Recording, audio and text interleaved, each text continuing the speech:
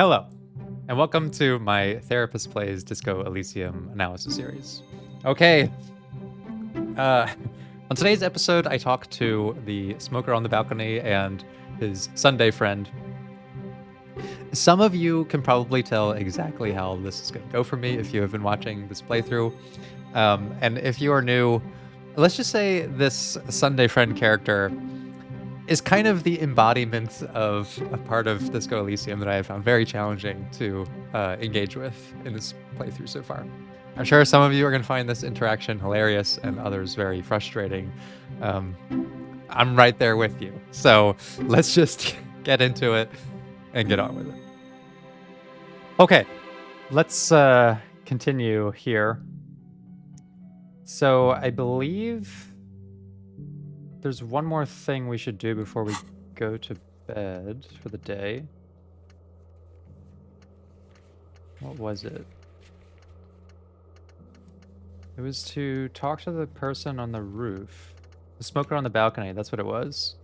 Sometime after 9, so perfect timing. Let's go see what's up with the guy who denied me my necessary cigarette smoke.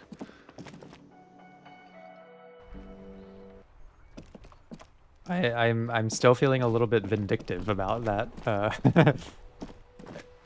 that episode.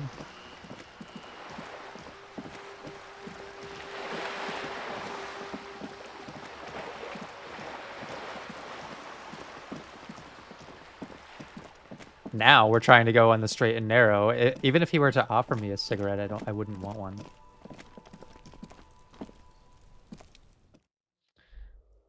Okay.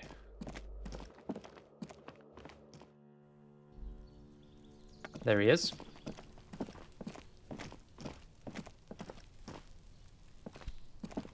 Gendarmerie, you found me. The young man on the balcony gives you a bright smile before taking another drag from his cigarette. Yeah, I'm still salty about that. I thought that was your last ciggy, buddy. You gonna tell me that you got a new pack in that time? It feels like a Friday. He seems to be in a good mood tonight. And his shirt is still unbuttoned. Interesting detective work there, Harry. Yes, the cleaning lady let us in. Beautiful. He replies, smiling. As he looks at you, something sparkles in his eyes. So tell me, are you here to make things right again? I kind of forget what our dialogue was with him. My only memory is still on the fact that he wouldn't give us a cigarette and that was pretty ice cold. Can't remember what else we talked about. Honestly, I'm just trying not to screw anything up. You know, despite his lack of support for us in the cigarette department, I mean, he seems like a nice enough person. Maybe he'll respond to a bit of empathy. I'm just trying not to screw things up. Beautiful. A nearby street lamp casts shadows on his chin, drawing out the slender cheekbones. Our character is very perceptive to this gentleman's good looks. I have some good news for you. My Sunday friend is visiting me tonight. I told him about you and he'd like to say hello. Step in. He's already waiting. He nods towards door 28. Is it Friday tonight? It feels like Friday. Yeah, it does feel like the end of the week. Such gentle weather. I'm sensing something in the atmosphere. Why would I want to meet your friend? Trust me, you do. Okay. Very well. I'll talk to him. But first, I want to talk to you. I have so many questions. That's nice, but I don't have anything to tell you. It's my friend you're looking for, not me. How would you know that? He takes another drag of his unfiltered cigarette and looks around. It's getting dark and the neighboring windows have lit up one by one. What I love about this game is it never like denies you like a visual beat that changes the atmosphere, despite like that not really happening in the scene. It's a very like written prose sort of technique, like you know, in a dialogue heavy scene or something in a novel, like you get these moments of reestablishing the scene and establishing like time passing and motion and those sorts of things. And despite this being like a visual medium, when it doesn't give the chance to show you like everything, it'll pause to give you these little um scene changes. It's really nice. Besides, I've got to run. Where are you going? He's going to leave you alone again. That's sad. Alone and Siggyless, perhaps. Something tells you you're never going to talk to an individual this cool or mysterious ever again.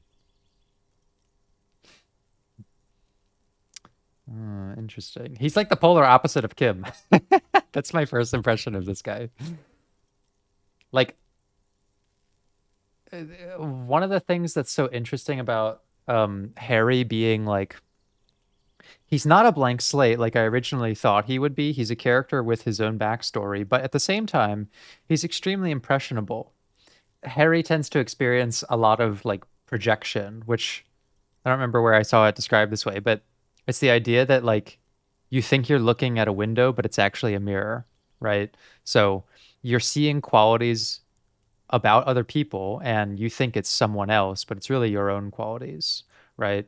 And Harry tends to he starts to recall aspects of himself when he sort of sees them in other people. When he sees Kim and he's like, "Oh yeah, this is what a police officer should look like. This is how they stand. This is how they talk. This is what professionalism is supposed to be." And that kind of not only reminds him of who he is, but it also clarifies what the standards are. At the same time, I personally, I detect like a little bit of resentment whenever we're like scolded or asked to be more professional by Kim, because it reminds us of the fact that we're sort of not that. And this individual, like just the way that we're encountering him, it's like kind of confronting to Harry, because you're never going to encounter an individual this cool or mysterious ever again. Like what he's looking at is seeing, what does a person who looks carefree look like, sound like, act like? How do they talk to you? He clearly doesn't see us as an authority figure, right? Like, that's evident by the way that this person has talked to us. And I think it's just a very different kind of interaction than we've seen before. It's making us very curious. Run where? To the city. It's a beautiful night. Gestures idly towards distant motorways. A man on high heels stumbles out of a basement club, music blasting over the entire district. It's chilly, and as the chemicals hit his nervous system, 1,000 shivers ripple through his body.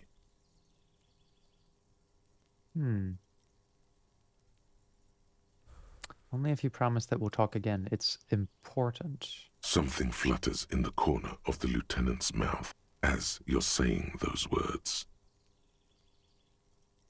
Are you jealous, Kim? We'll talk.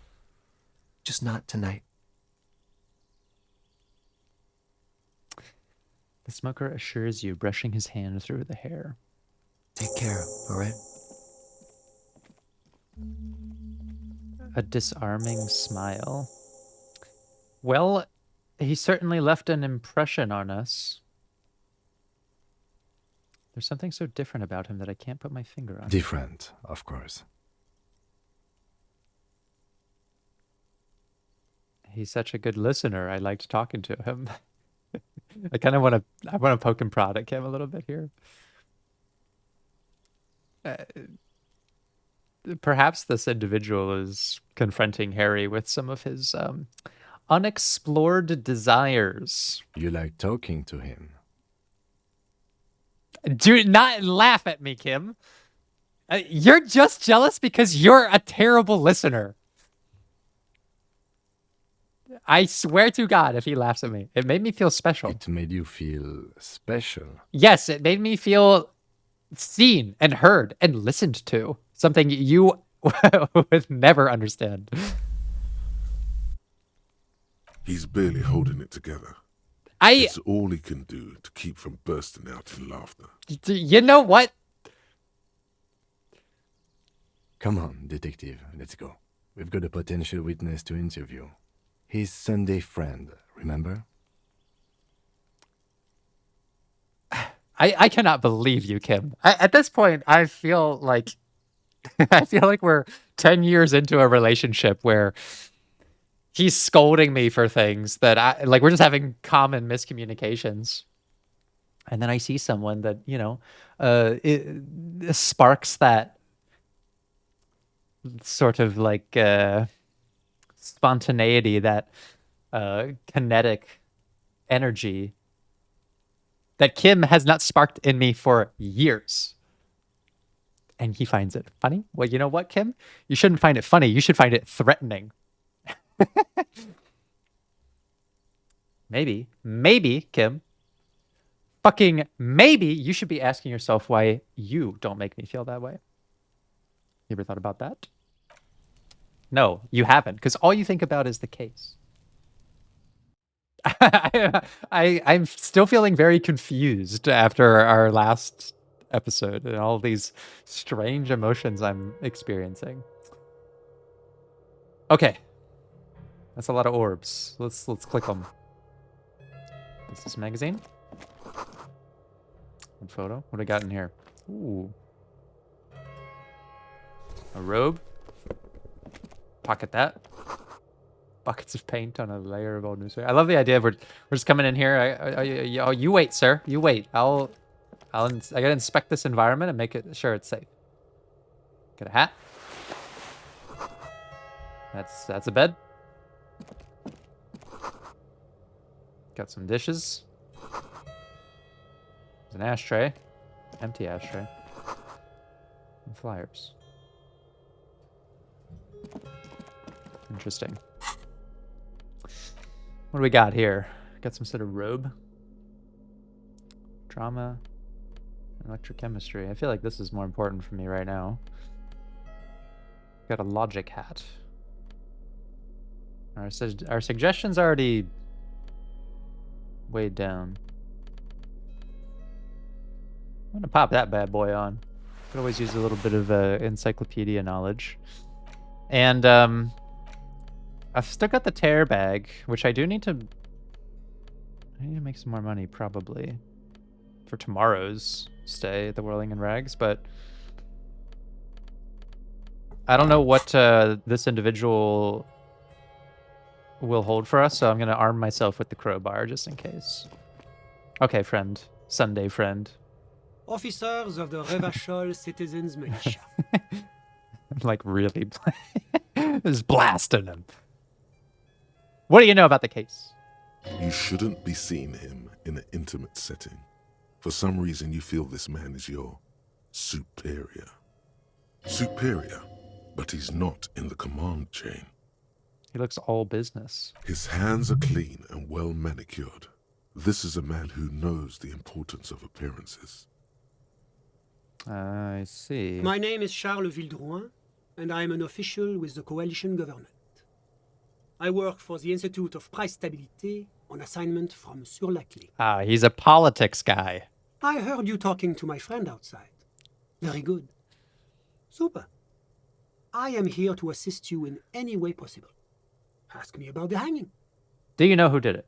No, first ask an innocuous personal question to get the interview off on the right foot. Innocuous personal Yes, question. make it clear you're the one setting the terms here. Okay. Yeah, let's fuck with him. Who does he think he is? Assisting you?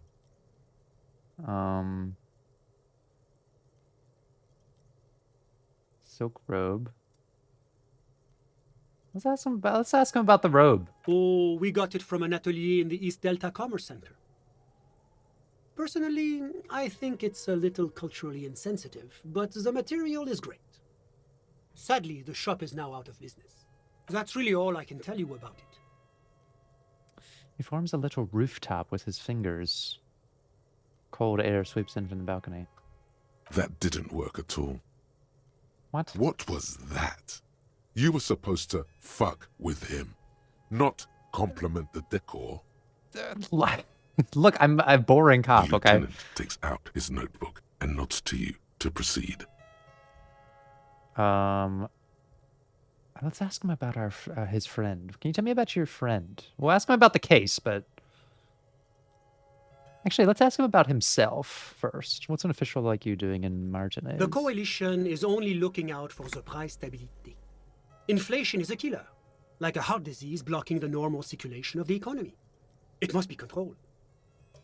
The economy impacts the entire international community, which is why it requires international oversight. Politics guy. I knew it. I had him pegged from the very start.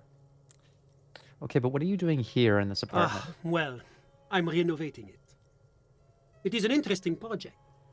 The building used to be a 12-story skyscraper before the cannons took the top 4 stories off. This, of course, happened when the coalition forces landed here. You could say I'm undoing some of the material damage the international community caused when we arrived here. What is this international La community? communauté internationale is what Revacholians colloquially call the coalition. In other words, the nations that stopped the disaster of the revolution. What do I call the Your coalition? employer, technically speaking, Oh, okay. the governing authority of Revachol. The RCM is but one part of this provisional administration. So you're a bureaucrat. You're a politics Yes, guy. as I said before, I am a commissioner from Sur-la-Clé working for the Institute of Price Stability. This is one of the main projects of the Moral Intern. What is the price stabilité? It is the most important thing. That clears everything It's up. the central goal of any sound monetary policy. Maintaining the price stability is essential to maintaining high levels of economic activity, which is essential for maintaining high levels of employment. Wow, what a riveting, complex political discussion. He's not telling me fucking anything. Which is essential for maintaining the social stability. Basically, it makes sure the price of bread doesn't change. Thank you. Thank you, Kim. Précisément. Too much inflation, bread becomes too expensive. Too much deflation, it becomes too cheap for bakers to produce. That's why the Institute of Price Stability works to keep inflation just below 2%. 2% of what? But not too far below. No. Too below is also bad. Below. But close. Look, it's giving me the perfect... You're not answering my questions at all. The coalition believes in the importance of informing the public about the benefits of the price stability. Transparency is one of our principles. Would you like an informational... You fucking guys, I saw you in the comments of the last video, and you were like, oh, I can't wait until Brady meets the Sunday friend. You're fucking trolling me. You knew that this guy is like the fucking living embodiment of the subject that I have like almost zero interest in exploring in this game so far. Even if I wanted to engage with the politics, it's impenetrable from this guy's perspective. I don't want a fucking A leaflet. No, sound thank you. monetary policy is essential for addressing uncertainty. Stability is the raison d'être of the moral intern. It's the reason why I identify as a moralist. Yes, stability, the status quo. But oh, I don't have my leaflets on me today. Oh, he That's doesn't the- have the leaflets. You can always call our information line. Making information available is part of the moral intern's commitment to transparency. This reminds me so fucking much of being at like the Chamber of Commerce when I was starting my practice in the Netherlands, or talking to just like any sort of government official about my visa. And it was just like, I'm just trying to ask you a simple question here. Like, when do I need to renew this? Is this form good? Like, can you please give me some information on this? And they'd say, oh, well, all the information is contained in this document. okay, well, where can I find this document? Oh, it's on this website. I go to the website and it's like not there. Like the fucking bureaucracy. It just like drives me up the wall. This is just for you, okay? I don't actually want to know more, but I'm gonna explore the subject a little bit. It's the International Organization for Moralists. Ah, Hence, Moralist International. oh, okay. The Institute of Price Stability is just one of its many mind babies, as is the coalition. So we're actually working for the moral intern. There are more nefarious powers to work for than the moral intern. Are you a moralist? But of course. Am I a Well, moralist? do you value freedom? Do you believe in a normal, stable world governed by democratic values? I feel like you're really giving me a narrow scope that would make me sound like a fucking idiot if I didn't agree. But what is this normal, stable world? The That's Occident question. is part of the normal world. Oranje, sur la clé. Martinez doesn't seem very normal or stable. Do you think that's true? Martinez? No. Martinez is something else. What about the rest of Revachol? Is it part of the normal world? Revachol is generally difficult. It's led by an interim government, which means it hasn't yet achieved full democracy. But they are working towards it. You're all doing very well here, relatively speaking. This wants me to pick.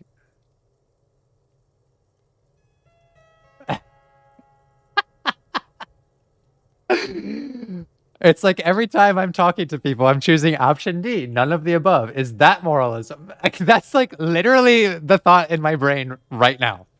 Because I don't fucking understand a shred of what he's talking about. Like, I get it. It's status quo. It's democratically elected, but I don't actually know what they believe. How could I stake my fucking beliefs on this? It doesn't sound too boring. I couldn't possibly make that claim. This sounds really narrow as well, and this just sounds stupid. I cannot possibly think of why I would choose any of these. Sorry, option D, none of the above. Is this option D usually the most reasonable answer? Just got an achievement. What the fuck did that say?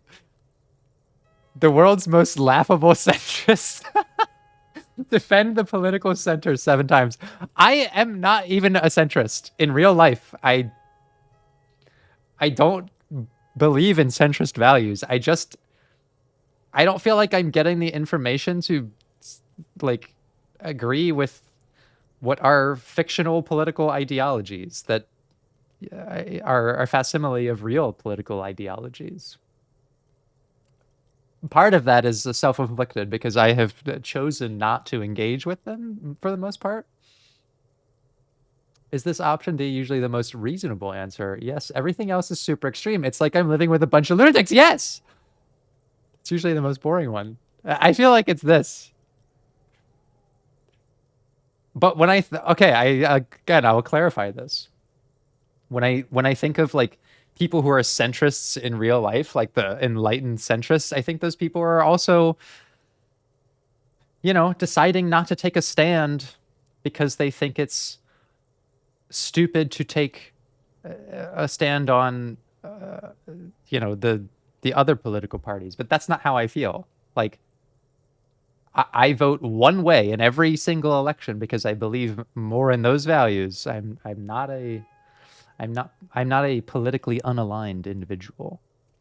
There is a political ideology that, like, I'm interested in the political ideology that supports better social welfare systems for people so that the individuals I help in therapy have access to the care I provide, right? I think that access to care is essential for people's well-being, right?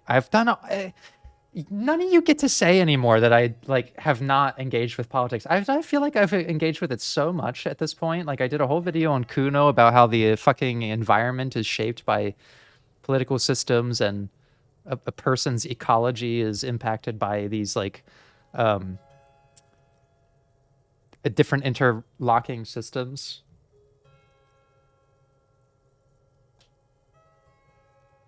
But I don't know enough about these fake political ideologies to like really stick to them. In this world, they all seem extreme. In real life, less so. Only one of them seems extreme, and I am very opposed to it. Fuck it. Sounds You're all a like bunch you're of a moralist lunatics. indeed, my friend. I fucking Welcome. hate this. Moralism is all about compromise and achieving the achievable. It's pragmatic, realistic, and level-headed. An ideology for doers. Are you a doer, my friend? I feel manipulated. Now, enough of this delightful political interlude. It's not delightful. Was there anything It else you wanted fucking to sucks. Enough business. Let's talk about something. I fucking... Whatever you wish, officer. Tell me about your friend. Ah, my friend. My friend is a good young man. His family immigrated here from Kedra, and life has not been easy for him. But he understands the importance of education. He has taken his future into his own hands, and that's all that matters. What is Kedra? Kedra is a candidate member of APIS. But, between you and me, their potential membership is a more contentious issue. That it's never going to happen. They enter negotiations in 21, and it's been pending ever since. I want to talk about psychology.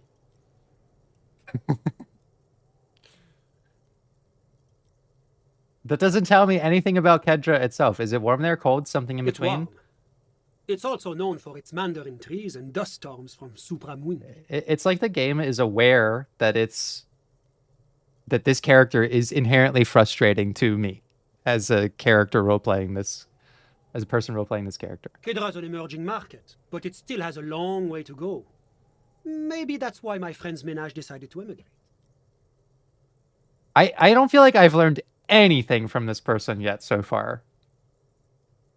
How did you become friends? How did any of us become friends? Oh, fuck off. Battles Like, actually, happening fuck on the off. Elysium Peninsula, oil platforms ablaze in the night, civil wars lasting for years. Finally, the international community is forced to step in. What are you talking Au about? contraire, it's how millions of people end up where they are, meeting the people they meet. He's talking about It's this on how I such a came here, macro level. And my friend, too. I get it. On a macro level, yes. Like, the interlocking of political systems and wars and intercontinental travel is how anyone meets. But that's not a valuable piece of information for me to understand how you, the Sunday friend, met the smoker on the balcony. That's just how generally people meet. Useless information. You still haven't told me who he is. Sorry. Who? Can I use this crowbar? The smoker! But I told you, officer. He's a bright young man here to pursue his education. Education is the foundation of our future, especially the arts. It is a cornerstone of our civilization. What's his real name? Officer, you have to understand. I can't give you his personal information. I'm sure you have your own methods and databases, right? Please don't put me in this situation. So all you can tell me is that he's here to study the arts. He's deeply enmeshed in the study of the fine arts, yes. Which arts? He's a truly free spirit. He likes all the arts. Perhaps graphic design, printmaking, who knows? The world is open wide for a talented youth like him. What are you doing in this apartment? I'm just enjoying the view. What view? Listen, I'm not hearing anything. the Insulindian Bay. What about This it? place used to be a luxury accommodation before the revolution. Apartments, of course, were much bigger then. A few walls have been added here and there, leaving some of the tenants without a private bathroom or a kitchen. But the million real view stays. You can't take that away. I was asking about your friend. My friend comes and goes. I'm sure you'll see him around. He's a busy bee. I had something else in I'm all mind. ears, officer. Okay, tell me about the fucking case. Please. I'm sorry to say I did, officer. Okay, start from the beginning. Officer, it's very difficult to describe what I saw that night. It was so surreal to me, like in a play. What do you mean, like in a play? It was just so strange. I could barely comprehend what was happening.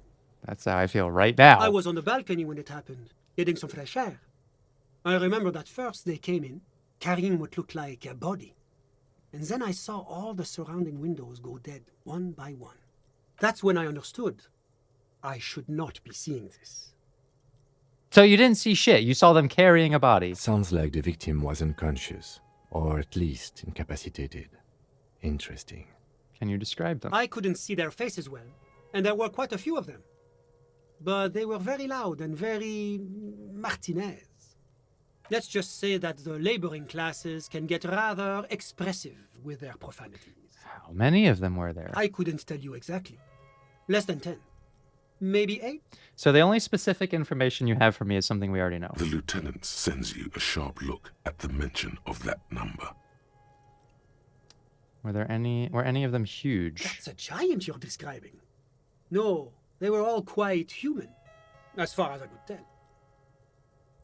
Did any of them look like drummers? I don't remember the context. of it. Drummers? Why, no. But then, I don't know what a drummer is supposed to look like. I think we can drop the drummer angle. That was my bad. Okay. I went back inside. Yes, back inside. Keep yourself safe from the killing. Were you able to see anything from inside? Officer, the yard was pitch black. There was nothing to see, but I could still hear their voices. They were threatening to kill that poor man. Men, All women? men, I presume. But again, I couldn't see very clearly. But we are fairly certain the lady driver was present. Are you sure one of them wasn't a It's woman? possible, officer, but I cannot say with certainty. It was very dark, you must remember. What ethnicity I were believe they were mostly white, though I believe I saw 2 Areopagites among them. And I am quite certain that one spoke with a Mesk accent. What happened Well, next? that's the strangest part, officer. Nothing happened. What do you mean It was nothing oddly happened? quiet for a public lynching. Eventually, their shouts died down, and that was all.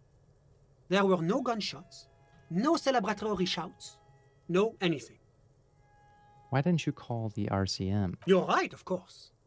That is what one is supposed to do in such circumstances. I was simply in shock. I'm afraid I don't have anything else to add. Really? About what time was all this happening, approximately? Yeah.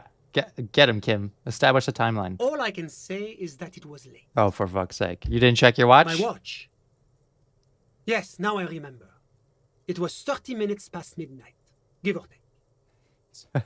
So let me get this straight. You didn't actually witness the hanging itself, did you? No, I didn't see the corpse until the following day.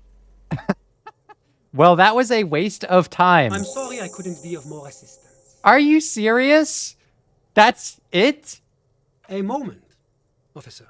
Do you have everything you need from me? I'm afraid we won't have the chance to speak again once you leave. Good. I would never want to speak to you again. What a waste of my time. Why not? It's against diplomatic best practices for an official in my position to be discussing murders with local militiamen. And I'm pressed for time. After you leave, I should be leaving as well.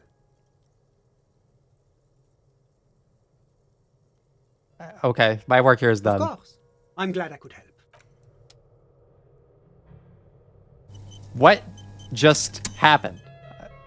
A politician is never off the clock. Yeah, no fucking shit. I swear to God. You all have been, like, just waiting until I encountered this guy because you knew he would fuck me up. Like...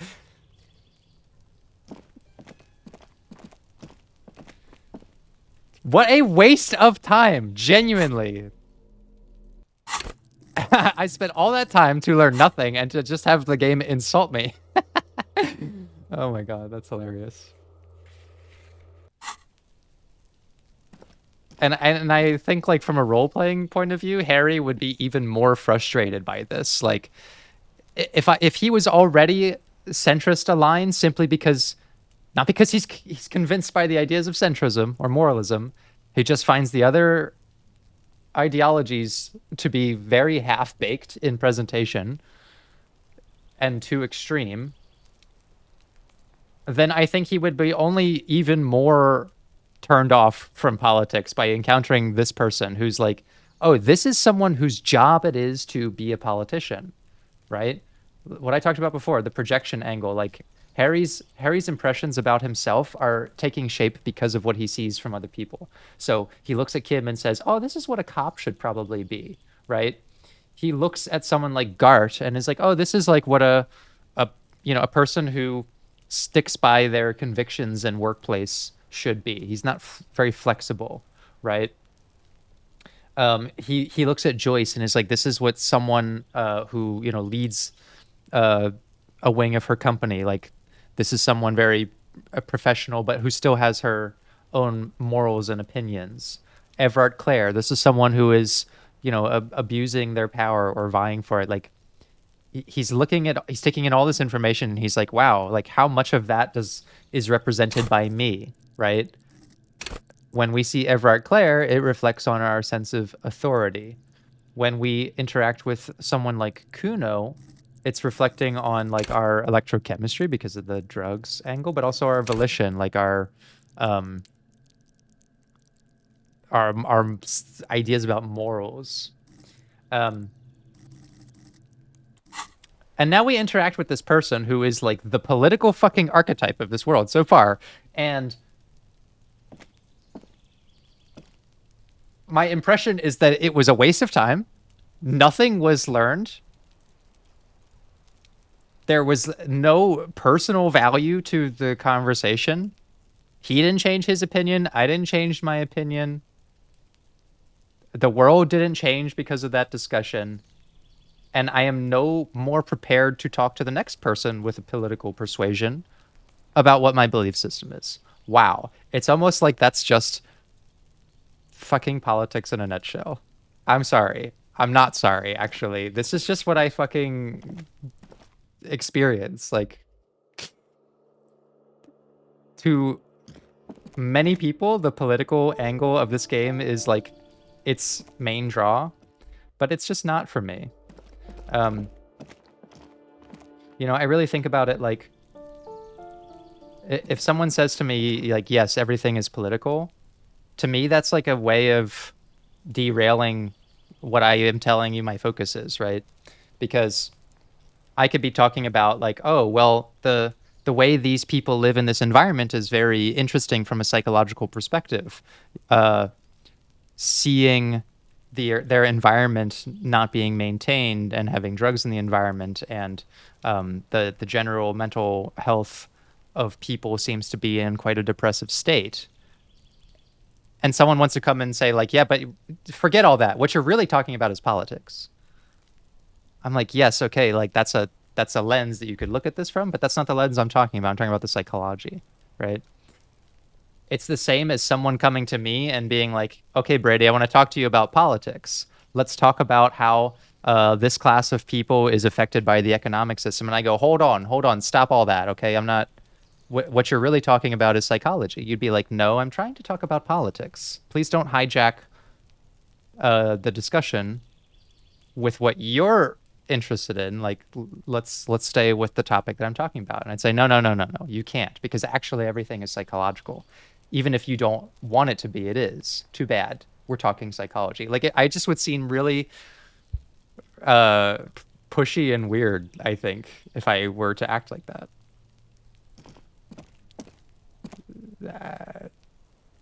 That's just how I feel. I'm sorry, but I'm also not.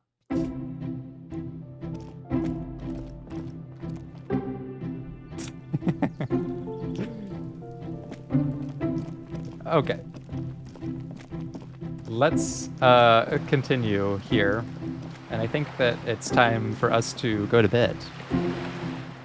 Thank you for watching my video. If you enjoyed it, consider giving it a like and letting me know what you thought of it in the comments. You can subscribe to catch the next video here, or you can see things a little bit earlier if you support the channel either through Twitch or Patreon. Links to both of those and the community Discord are in the description. Thanks again, and I will see you next time. Bye.